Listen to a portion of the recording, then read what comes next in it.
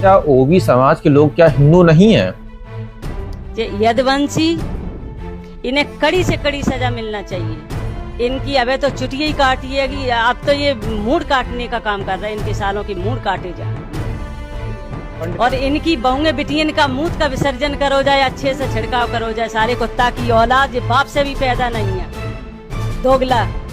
और इनकी बहन बिटियन को भी नंगा करके चौराहे पे घुमाया जाए। ऐसी बदतमीजी के हिंदू के ठेकेदार SC ST OBC को हिंदू मान लेते हैं, लेकिन स्वार्थ निकल जाने के बाद ये SC ST OBC को अपना दुश्मन मानते हैं। और किसी आदिवासी के सिर पर खड़ा होकर पेशाब कर देना, कहीं पर किसी दलित व्यक्ति के शरीर में मल मूत्र लेप करके अपनी शान बखारना, कहीं पर इटावा जैसी घटना को अंजाम देना कि राष्ट्रपति द्रौपदी मुर्मू जी को दिल्ली के जगन्नाथ मंदिर में जाने से रोक देना, कि SC ST OBC को ये हिंदू नहीं मानते। ये SC ST OBC के प्रयोग की गई कुर्सी को गंगाजल से धोना, SC ST OBC के द्वारा प्रयोग किए गए किसी सरकारी घर को खाली करने पर गंगाजल या गोमूत्र से धोना, ये साबित करता है कि कहीं न कहीं SC ST OBC को ये हिंदू नहीं मानते, ये जानवर से भी बदतर मानते हैं। ब्राह्मण समाज के उदंड लोग जो ब्राह्मण वर्चस्व को सर्वोपरि मानते हैं। दादा, क्या पाठ कथा और जैसे भागवत करने के लिए क्या ब्राह्मण होना ही जात से जरूरी है क्या? कुछ वर्चस्वधारी ब्राह्मण या ब्राह्मणी व्यवस्था के लोग देश को मनु के संविधान से चलाना चाहते हैं, जिसके दुष्परिणाम स्वरूप इस प्रकार की घटनाएं होती रहती हैं। उनके पास से कहा जा रहा है कि 2 आधार कार्ड बरामद हुए, इसमें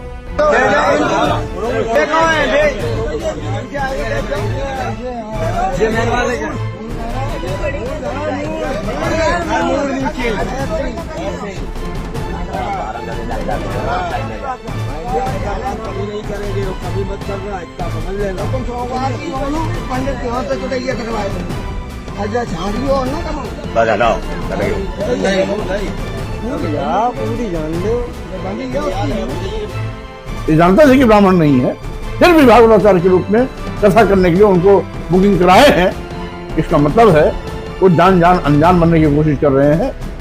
ये जाति दुर्भावनाओं से किया गया कृत्य अत्यंत घटिया है, अत्यंत निंदनीय। कुछ वीडियो ऐसे सामने आ रहे हैं कि जहां पर जैसे शिक्षक स्कूल में पढ़ा रहा है, उससे पूछा जाता है कि यादव हो, उसके बाद उनको उठा लाया जाता है, बच्चों को लाया जाता है कौन यादव है, उनको पकड़ के लाया जा रहा है और पुलिस बड़ी गंदे तरीके से, बड़े गंदे लहजे से बात कर रही है। सोशल मीडिया पर इन दिनों इटावा का ये वीडियो काफी तेजी से वायरल है, जिसमें दावा किया जा रहा है कि CO साहब यहाँ यादव पूछ कर गिरफ्तारियां कर रहे हैं। इस वीडियो को लेकर खूब जो है योगी सरकार खुद ही जातिवाद में आकर डूबी हुई है। जाति के आधार पर एडमिशन हो रहे हैं, जाति के आधार पर नौकरियों में भर्ती हो रही है, जाति के आधार पर चयनित SC ST OBC के लोगों को नियुक्ति पत्र देने से वंचित किया जा रहा है। 69,000 शिक्षकों की भर्ती में आज भी 18,000 चयनित SC ST OBC के लोग दर दर ठोकरे खा रहे हैं।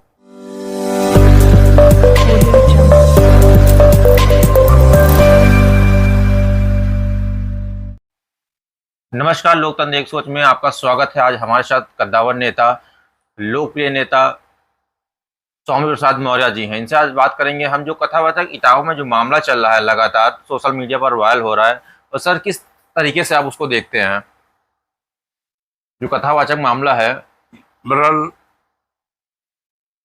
इटावा दोदरपुर मामले में जो कथावाचक मणि कुमार एवं सत्य कुमार की जी बंधक बना करके निर्मम पिटाई किया जाना, जात सूचक शब्दों का प्रयोग करते हुए कि चमार यादव होकर के भागवत कथा कैसे कहते हो, इस प्रकार का जात सूचक शब्दों का प्रयोग करके अपमानित करना, साथ ही साथ सिर का बाल मुड़वाना, उनकी चोटी कटवाना, तरह तरह के प्रताड़ित करने के बाद दंड के रूप में कुछ पैसा भी जमा कराना। जो भी घटना वायरल हुई है उसको देख करके ये स्पष्ट होता है कि आजादी के 75 साल बाद भी कुछ ऐसे लोग हैं जो अपने को संविधान से ऊपर मानते हैं, कुछ ऐसे लोग हैं जो अपने वर्चस्व की लिए हैवानियत की हद तक पार कर जा सकते हैं। इसलिए जो कुछ भी घटना घटी है वो अत्यंत निंदनीय है, जितनी भी निंदा की जाए उतना कम है, और साथ ही साथ वो संविधान विरोधी भी है, अमानवीय भी है, कानून विरोधी भी है। इसलिए ऐसे लोगों के खिलाफ कड़ी से कड़ी कार्रवाई होनी चाहिए। तो दादा, क्या ओबी समाज के लोग क्या हिंदू नहीं है? वाकई में इटावा की घटना या कुछ ऐसी और भी घटनाएं हैं जो समय समय पर सवाल खड़ा करती हैं कि क्या SC ST OBC हिंदू है या नहीं। हम समझते हैं अपने स्वार्थ के लिए समय समय पर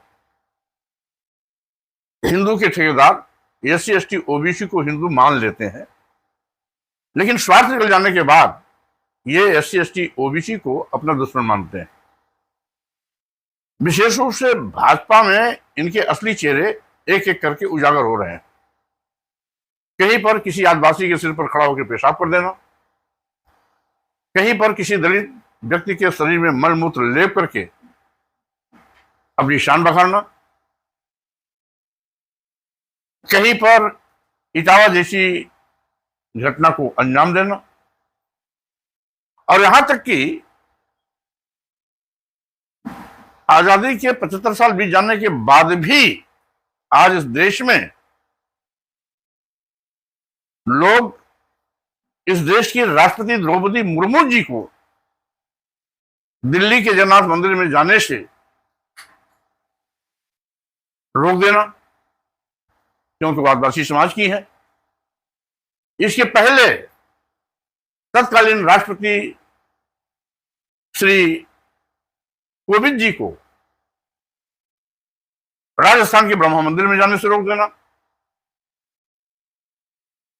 इस प्रकार की घटनाएं साबित करती हैं कि SC ST OBC को ये हिंदू नहीं मानते। यही नहीं, कुछ ऐसी भी घटनाएं हैं कि SC ST OBC के प्रयोग की गई कुर्सी को गंगा जल से धोना, SC ST OBC के द्वारा प्रयोग किए गए किसी सरकारी घर को खाली करने पर गंगा जल या गोमूत्र से धोना। ये साबित करता है कि कहीं न कहीं SC ST OBC को ये हिंदू नहीं मानते, ये जानवर से भी बदतर मानते हैं। तो स्वाभाविक रूप से ये चिंतनीय विषय जरूर है, जबकि हमारा भारतीय संविधान स्पष्ट इस बात का व्याख्या करता है अनुच्छेद 15 और अनुच्छेद 51J में कि धर्म, वर्ण, जाति, लिंग, जन्मस्थान, क्षेत्र के आधार पर किसी के साथ कोई भेदभाव नहीं किया जा सकता। वहीं पर अनुच्छेद 25 के अंतर्गत धर्म को मौलिक अधिकार के रूप में दिया गया है कि सभी धर्मावलंबियों को अपने अपने धर्म को अपने अपने तौर तरीके से या धार्मिक कार्य करने के लिए उसे पूरी छूट है। तो अगर SC ST OBC हिंदू है और पूजा पाठ कर रहा है, भागवत कथा कह रहा है या किसी प्रकार का धार्मिक संस्कार करा रहा है, तो उसका विरोध क्यों? जबकि वो कथावाचक पहली बार भागवत कथा नहीं करेंगे, सैकड़ों भागवत इसके पहले भी कह चुके हैं। भागवताचार्य के रूप में उनकी क्षेत्र में पहचान है। कुछ लोग जात छिपाने की बात कर रहे हैं और उनकी बुकिंग पहले से कराई गई है, तो स्वाभाविक रूप से बगल के ही लोग ये आरोप कैसे लगा सकते हैं कि उन्होंने जात छिपाई? जात जान करके भागवताचार्य के रूप में उनकी स्वीकारता को देखते हुए ब्राह्मणों ने उनकी बुकिंग कराई थी। लेकिन कुछ ऐसे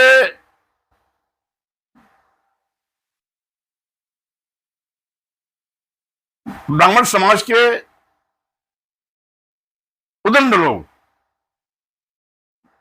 जो ब्राह्मण वर्चस्व को सर्वोपरि मानते हैं, यहां तक कि वो भगवान से भी अपने को ऊपर मानते हैं, ऐसे लोगों की ये काले कारनामे, ऐसे लोगों द्वारा ये काले कारनामे किए गए,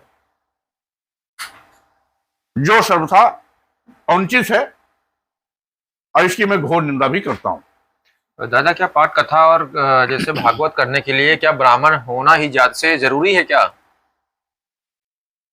कोई किसी भी धर्म का है तो अपने धर्म से संबंधित कोई भी कार्य या संस्कार, विधि, पूजा पाठ कर सकता है। जाति मान्य नहीं होती। जाति तो भी ब्राह्मणों ने बनाई ना। अगर पैदा तो सभी इंसान होते हैं, चाहे भारत में हो या दुनिया किसी देश में हो, पैदा होने की विधा एक है। पैदा सब इंसान के रूप में होते हैं। सभी के 2 हाथ, 2 पैर, 2 आंख, 2 कान, 2 नाक, पेट और पीठ होता है। तो ये स्पेशल कहां से हो गए? ये व्यवस्था तो ब्राह्मणों की ही बनाई हुई ना। जब भारतीय संविधान बन गया है तो आज देश तो भारतीय संविधान से संचालित होगा, मनु के संविधान से नहीं चालू होगा। लेकिन भारतीय संविधान लागू होने के बावजूद भी कुछ वर्चस्वधारी ब्राह्मण या ब्राह्मणी व्यवस्था के लोग देश को मनु के संविधान से चलाना चाहते हैं, जिसके दुष्परिणाम स्वरूप इस प्रकार की घटनाएं होती रहती हैं। उनके पास से कहा जा रहा है कि 2 आधार कार्ड बरामद हुए, जिसमें शायद अग्निहोत्री और तिवारी करके कुछ ऐसे ही आधार कार्ड पाए गए हैं कथावाचकों के पास। आधार कार्ड तो कभी कभी क्लर्कल मिस्टेक से भी गलत हो जाते हैं। तमाम लोगों के नाम गलत हो जाते हैं। कभी पिता का नाम गलत हो जाता है, कभी गांव का नाम गलत हो जाता है, कभी उस जिसका आधार कार्ड है स्वयं का उसका गलत हो जाता है। तमाम लोग आधार कार्ड संशोधित कराने भी आते हैं। तो आधार कार्ड जो मशीन से बनता है वो टेक्निकल गलती के नाते भी बन जाता है। ऐसा नहीं 1, 2, 3 नहीं, ये लाखों और हजारों की तादाद में होता है। वो कौन सी नई बात? आधार कार्ड गलत होना दूसरी चीज है, लेकिन वो भाषाचार के रूप में उनकी पहचान होना, ये इटावा में जग जाहिर है, पहले से विदित है। और यही जान करके लोग उनकी बुकिंग कराने गए थे। ये जानते थे कि ब्राह्मण नहीं है, फिर भी भागवताचार्य के रूप में कथा करने के लिए उनको बुकिंग कराए हैं। इसका मतलब है वो जान अनजान बनने की कोशिश कर रहे हैं। ये जाति दुर्भावना से किया गया कृत्य अत्यंत घटिया है, अत्यंत निंदनीय। वहां की जो पुलिस है कह रही कार्यवाही तो कर रही है, लेकिन कुछ वीडियो ऐसे सामने आ रहे हैं कि जहां पर जैसे शिक्षक स्कूल में पढ़ा रहा है, उससे पूछा जाता है कि यादव हो, उसके बाद उनको उठा लाया जाता है, बच्चों को लाया जाता है, कौन यादव है, उनको पकड़ के लाया जा रहा है। और पुलिस बड़ी गंदे तरीके से, बड़े गंदे लहजे से बात कर रही है उनसे। ये योगी सरकार है। योगी सरकार खुद ही जातवाद में आकर डूबी हुई है। जाति के आधार पर एडमिशन हो रहे हैं, जाति के आधार पर नौकरियों में भर्ती हो रही है, जाति के आधार पर चयनित SC ST OBC के लोगों को नियुक्ति पत्र देने से वंचित किया जा रहा है। 69,000 शिक्षकों की भर्ती में आज भी 18,000 चयनित SC ST OBC के लोग दर ठोकरे खा रहे हैं। यही नहीं, सभी मेडिकल विश्वविद्यालय, मेडिकल कॉलेजों में बिना विज्ञापन निकाले SC ST OBC के कैंडिडेट नहीं है करके सामान्य वर्ग के लोगों को भर लिया है। तो जातपात का नंगा नाच तो पराकाष्ठा पर योगी सरकार में है ही। पुलिस ऐसा कर रही है, कोई अजूबी बात नहीं है। ये तो हर जगह नंगा नाच हो रहा है। इसलिए अगर पुलिस भी कर रही है, योगी सरकार ही कर रही है, तो योगी की पुलिस क्यों नहीं करेगी? कथावाचक के साथ जो घटना घटी थी, जिस घर में कार्यक्रम था, या वहीं के जो एक ब्राह्मण है, उनकी पत्नी है, उनके द्वारा जो है यादवों को बहुत गंदा तरीके से उनके बच्चों को लेके यहाँ तक ये कह दिया है कि उनके लड़कियों के साथ जो है नंगा करके वो चौराहे पे घुमाए। किस तरीके से आप देखते हैं इस चीज को? कानून से ऊपर कोई नहीं होता है। भाजपा सरकार अमर होकर नहीं आई, आज नहीं तो कल इनकी विदाई होगी। इस प्रकार के कुरीत करने वाले फिर कहां छिपेंगे? किस समुद्र में जाके छिपेंगे? इसलिए समाज में रहना है तो कानून के दायरे में रह करके भाईचारा, मेल मिलाप, सद्भावना के साथ रहना है। ये सब कुछ मान लेना चाहिए, सब कुछ जान भी लेना चाहिए। और नहीं तो आज अगर आप नंगा नाच करोगे तो कल आपको जवाब देने वाले भी पैदा होंगे। क्या आपको लगता है कि पुलिस जो कार्यवाही कर रही है बिल्कुल सही ढंग से कर रही है कार्यवाही? तो मैं पहले से उत्तर दे दिया कि जब योगी सरकार में नंगा नाच पराकाष्ठा पर है तो योगी की पुलिस निष्पक्ष ईमानदारी से काम कैसे कर सकती है?